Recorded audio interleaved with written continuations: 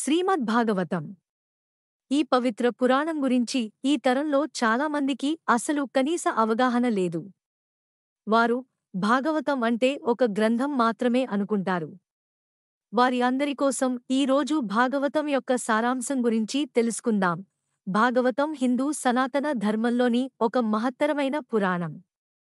ఇది విస్తృతంగా విష్ణు భక్తి, ధర్మం, సృష్టి, జీవన విధానాలు, అవతార కథలతో నిండి ఉంది. శ్రీమద్భాగవతం 18 పర్వాలుగా విభజించబడింది. భాగవతం ప్రధానంగా విష్ణువు యొక్క లీలలు, అవతారాల కథలు, భక్తుల ఘనకీర్తనలు, వేదాంత సిద్ధాంతాలను వెల్లడిస్తుంది. ఇది వేదాలు, ఉపనిషత్తులు, ఇతర పురాణాల సారాన్ని పొందుతూ భక్తులకు సకల విశ్వాసానికి ప్రతీకగా నిలుస్తుంది. భాగవతం, ప్రత్యేకంగా భాగవత పురాణం, విష్ణువుకు చెందిన దేవతా పురాణాల్లో ఒకటి. ఇది భక్తి మార్గానికి ప్రధానంగా పునాదిని ఏర్పరుస్తుంది. భక్తి మాత్రమే కాకుండా జ్ఞాన, కర్మ మార్గాలను కూడా భాగవతం విస్తృతంగా చర్చిస్తుంది. అదేవిధంగా దీనిలో సృష్టి కథనాలు, బ్రహ్మ నుండి సృష్టి ఎలా ప్రారంభమైందో, మానవజాతి ఎలా ఆవిర్భవించిందో వివరంగా వర్ణించబడింది. అందులో కేవలం సృష్టి ప్రక్రియే కాక జీవన విధానాలు, ధర్మాలు, పాపపుణ్యాలు మరియు మోక్షానికి సంబంధించిన అంశాలు కూడా చర్చించబడ్డాయి. భాగవతం మహర్షి వ్యాస భగవానుడి రచన. ఆయన వేదాలను విభజించినందున వేదవ్యాసుడు అని కూడా పిలుస్తారు. వ్యాసుడు వేదాలు, ఉపనిషత్తులు, మహాభారతం వంటి ఎన్నో మహత్తరమైన గ్రంథాలను రచించాడు. భాగవతం విషయానికి వస్తే, మహర్షి వ్యాసుడు తపస్సు చేసి తన మనసు కాంతులేని కారణంగా క్షోభితుడయ్యాడు. నారద మహర్షి సలహా మేరకు ఆయన శ్రీహరి కథలు పాడుతారు. ఆ కథలు ఎంతో పవిత్రమైనవి మరియు సకల భక్తులకు ఆధ్యాత్మిక పునాది. భాగవతం మొత్తం 12 స్కాండాలుగా విభజించబడింది. ప్రతి స్కాండంలో అనేక అంశాలు, కథలు ఉంటాయి. భాగవతంలో ప్రధానంగా చెప్పబడే అంశాలు. ప్రథమ స్కాండం. ఈ స్కాండంలో భాగవత పురాణం ఎలా ప్రారంభమైందో మరియు వేదవ్యాసుడు భాగవతం రాయడానికి ఎలా ప్రేరణ పొందాడో వివరించబడింది. ఇందులో భక్తి మార్గానికి ప్రాముఖ్యతను కూడా వివరించారు. శ్రీకృష్ణుని వర్ణనతో పాటు కురుక్షేత్ర యుద్ధం తర్వాత పాండవుల పాలన, పారీక్షిత్తు మహారాజుకు శాపం, ఇలా అనేక అంశాలు ఉంటాయి. ద్వితీయ స్కాండం. ఈ స్కాండం ప్రాముఖ్యంగా విష్ణు భగవానుడి సృష్టి ప్రక్రియను మరియు విశ్వవిజ్ఞానాన్ని గురించి వివరిస్తుంది.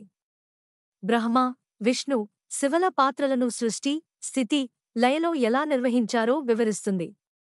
భక్తి మార్గంలో జీవిత పరిమాణాలు, నిష్కామ భక్తిని పొందడానికి సాధన గురించి చెప్పబడింది. తృతీయ స్కాండం. ఈ స్కాండం కపిల మహర్షి ఉపదేశాలను కలిగి ఉంటుంది. కపిలుడు తన తల్లి దేవహూతికి సాంఖ్య యోగాన్ని గురించి చెప్తాడు. దీనిలో జగత్ సృష్టి విధానాలు, మాయాశక్తి, పూర్వజన్మ కర్మల ప్రభావాలు వంటి అంశాలు చర్చించబడ్డాయి. సృష్టి తత్వాలు, పంచభూతాలు, జీవాత్మ యొక్క పరిణామం వంటి అంశాలను కూడా విపులంగా చెప్పబడింది. చతుర్థ స్కాండం. ఈ స్కాండం ధ్రువ చరిత్రను వివరిస్తుంది. ధ్రువుడు తన తండ్రి తనను పట్టించుకోకపోవడం వల్ల వనానికి వెళ్లి కఠోరమైన తపస్సు చేసి విష్ణువు దర్శనం పొందిన కథ ఇందులో ఉంది. ధ్రువుడు విష్ణు భక్తిలో ఎంత అచంచలంగా ఉన్నాడో, తపస్సు ఫలితంగా ఎలా ధ్రువతారగా నిలిచాడో ఈ కథ తెలియజేస్తుంది. పంచమ స్కాండం. ఈ స్కాండం భూమండల వివరణను ఇవ్వడమే కాకుండా జడభరత కథను కూడా అందిస్తుంది. భరతుడు రాజుగా ఉండి మోక్షం కోసం తన సర్వస్వాన్ని విడిచిపెట్టిన కథ ఇందులో ఉంది. భరతుడు జీవితంలో ఒక కరుణాభరితమైన పాత్రగా తన పూర్వ జన్మ పాపాలను భక్తి ద్వారా ఎలా హరించుకున్నాడో వివరించబడింది. షష్ఠ స్కాండం. ఈ స్కాండం ముఖ్యంగా అజామిళుడు అనే వేశ్యకు పడిన ఒక బ్రాహ్మణుని కథను వివరిస్తుంది. అజామిళుడు పాపం చేసి చివరి క్షణంలో నారాయణ అనే శబ్దం వల్ల పరమపదాన్ని పొందిన కథ. ఈ కథ భగవంతుని నామస్మరణ ద్వారా మాత్రమే మోక్షం సిద్ధిస్తుందని చెప్తుంది. సప్తమ స్కాండం. సప్తమ స్కాండం ప్రసిద్ధమైన ప్రహ్లాదుడు మరియు హిరణ్యకశిపుని కథను వర్ణిస్తుంది. హిరణ్యకశిపుడు విష్ణువును ద్వేషించి తన కుమారుడు ప్రహ్లాదుడి భక్తిని అణగదొగ్గించాలని ఎంతో ప్రయత్నించాడు. కాని ప్రహ్లాదుడు భక్తి వల్ల నృసింహ స్వరూపంలో విష్ణువు తండ్రిని సంహరించి భక్తుని రక్షించాడు. ఇది భక్తి మార్గానికి ప్రాముఖ్యతను చాటిచెప్తుంది. అష్టమ స్కాండం. ఈ స్కాండంలో గజేంద్ర మోక్షం, సముద్ర మథనం వంటి ప్రసిద్ధ కథలు ఉన్నాయి. గజేంద్రుడు తన పూర్వ జన్మ పాపాల వల్ల ఏనుగుగా పుట్టి, తుదకు విష్ణువు భక్తితో మోక్షం పొందిన కథ.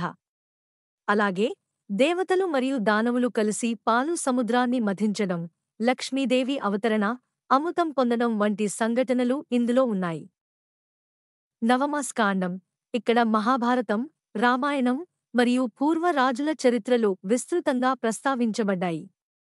రామాయణం ముఖ్యంగా రాముడి జీవిత విశేషాలు, ఆయన ధర్మానికి ప్రతీకగా నిలిచిన తీరు చెప్పబడింది. ఇక్ష్వాకులు, యయాతి, నహుషుడు వంటి ప్రసిద్ధ రాజుల చరిత్రలు కూడా ఈ స్కాండంలో ఉన్నాయి. దశమ స్కాండం. ఇది భాగవతంలో అతి ప్రసిద్ధ స్కాండం. శ్రీకృష్ణ జననం, బాల్యక్రీడలు, గోపికలతో క్రీడలు, కంసవధ వంటి అనేక అంశాలు ఇందులో ఉన్నాయి. శ్రీకృష్ణుడు భగవంతుడి పూర్తి అవతారంగా తన అనేక లీలలతో భక్తులను ఆకర్షించాడు. రాసక్రీడ, గోవర్ధనగిరి లీల, రుక్మిణి వివాహం, కంసుని వధ వంటి కథలు ఈ స్కాండంలో విశేషంగా చెప్పబడ్డాయి. ఏకాదశ స్కాండం. ఇందులో ఉద్ధవుడి కథ, కృష్ణుడు ఇచ్చిన ఉపదేశాలు మరియు భగవద్గీతలో చెప్పిన యోగాలు చర్చించబడ్డాయి. కృష్ణుడు ఉద్ధవుడికి జీవన విధానం, భక్తి మార్గం మరియు యోగ విషయాలను వివరించాడు. ద్వాదశ స్కాండం. ఈ చివరి స్కాండంలో పరీక్షిత్తు మహారాజు చరిత్రను చెప్పడం ద్వారా భాగవతం ముగింపుకు వస్తుంది. పరీక్షిత్తు మహారాజు సుక మహర్షి ద్వారా భాగవతాన్ని విని తన చివరి క్షణాల్లో మోక్షాన్ని పొందాడు. మొత్తం మీద శ్రీమద్భాగవతం అనేది విశ్వసనీయమైన పురాణం. భక్తి మార్గంలోనే కాకుండా జీవిత విధానంలో కూడా ధర్మం, పాపం, కర్మ, జ్ఞానం మరియు మోక్షం వంటి అంశాలను సవివరంగా చెప్పేది.